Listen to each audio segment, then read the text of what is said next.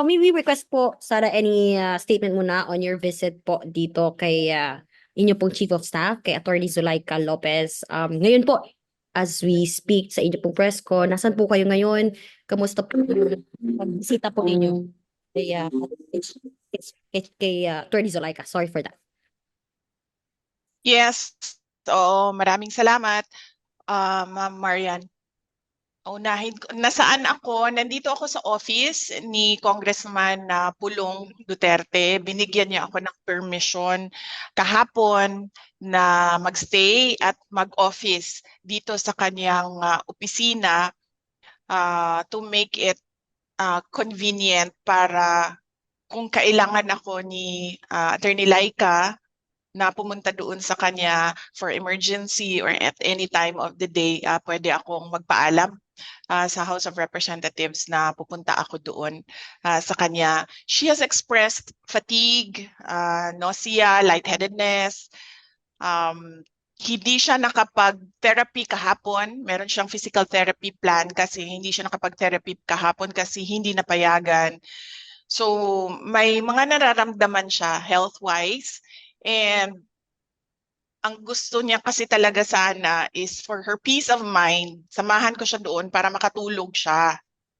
But the best alternative namin at this point, sabi ko sa kanya, is for me to stay dito sa office ni Kong Pulong so that anytime na she has a panic attack or an anxiety attack, and she feels, kasi lagi niya sinasabi, nasusuka ako. Although thank God, hindi pa naman siya nasuka or sumuka. But for the past year, 2 beses na rin kasi siya na admit sa hospital sa pagsusuka. So yun. She is in high spirits. Actually, napapatawa ko pa siya. So ibig sabihin, na nagigets pa niya yung mga jokes ko. We divide the time na magkasama kami sa talking about personal things and talking about work. So hinahati namin yung time sa oras sa ganun. Kagabi,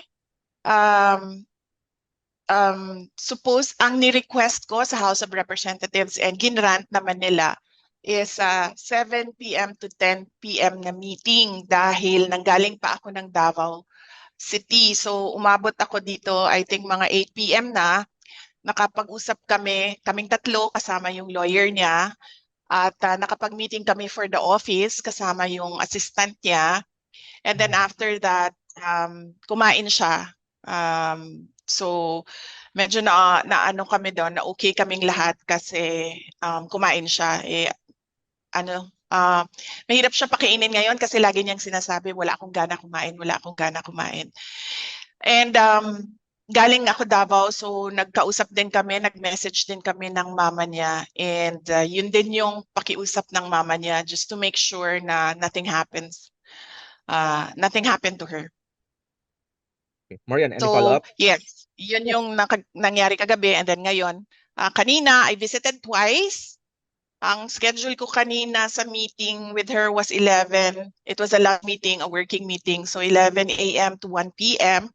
And then sa hapon naman, it was a dinner meeting, 5 p.m. to 6 p.m. So apparently, sabi ng mga assistant niya, she only eats kung nagsasabi ako na kumain na siya. So wala nga daw talagang gana kumain. Although nagpapasalamat din kami kasi marami ding mga tao na nagpapadala ng mga paborito niyang pagkain. Thank you. Ma'am, yes, thank you. Marian, follow-up? Opo. VP, kasi I understand that Attorney Zulaika po will be detained po dyan sa House until Monday, no? The next hearing po ng Committee ng Good Government. So, you also wrote a letter po dito sa Good Government Committee asking sana na doon po sana kayo makasama mismo si Attorney Zulaika sa detention facility, and dininay po yun as per dito sa letter po ni Chairman Joel Chua. First, what's your reaction on that? Hindi po kayo doon mismo sa detention facility, since ang sabi nga po is hindi naman puro kayo na contempt or kailangan doon. So, will you still be staying there po dyan sa office ni Kong Pulong until Monday? And will you be attending the committee hearing na po? Rerekta na po ba kayo sa Monday?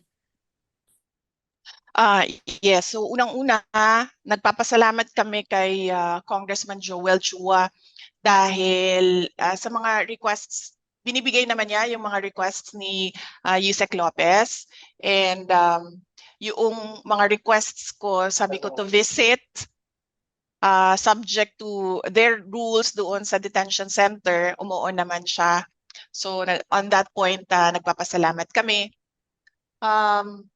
So ano nga ba yung tanong? Will I be here until Monday? Actually, sa meeting namin kagabi, there is we were initially doing a planning session last night to stay here until after the New Year's. Kasi we were comparing the time period to Ilocos 6, and then ito din yung time period ng Ilocos 6 who spent Christmas and New Year's dito sa detention. So kagabi, yung planning talaga namin was until after the New Year, yung detention. Because sinasabi ko naman lagi, no, hindi ko sinasabihan yung mga tao ng Office of the Vice President, umattend kayo, wag kayo umattend. Because after all, sila yung uupo doon, sila yung mapapahiya. And it will be their own mental struggle yung mangyayari doon habang nakaupo sila. So hindi ko sila sinasabihan kung ano yung dapat nilang gawin. Ang sinasabi ko lang lagi, let us know what your decision is so that we can help you. Ang expectation namin, kung dumating si Sec Lemuel Ortonio on Monday, he will be detained kasi meron siyang 2 consecutive contempt orders. And alam niyo naman dito sa Kongreso, no, sila naman kasi nagsasabi kung ilang araw, ilang buwan.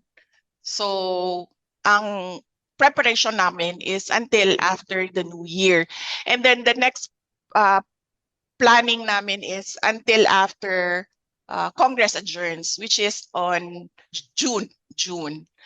So may mga ganun kami na mga plano. And because nandiyan si Attorney Lopez na detention, because of me, I am here sa office ni Congressman Pulong Duterte because of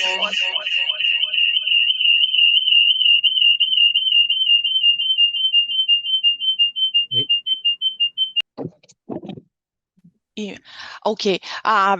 Nandiyan siya sa loob, si Yusek Zulaika Lopez, nandiyan siya sa loob because of me. Ako naman kasi talaga yung target ng committee hearings. Nandito ako sa loob ng office ni Congressman Pulong Duterte because of her in detention. So expectation namin, pagdating ni Gina Acosta, kung darating man siya, pagdating ni Lemuel Ortonio, ni Sunshine Fajarda, and ni Edward Fajarda, ganun na rin yung gagawin namin. So,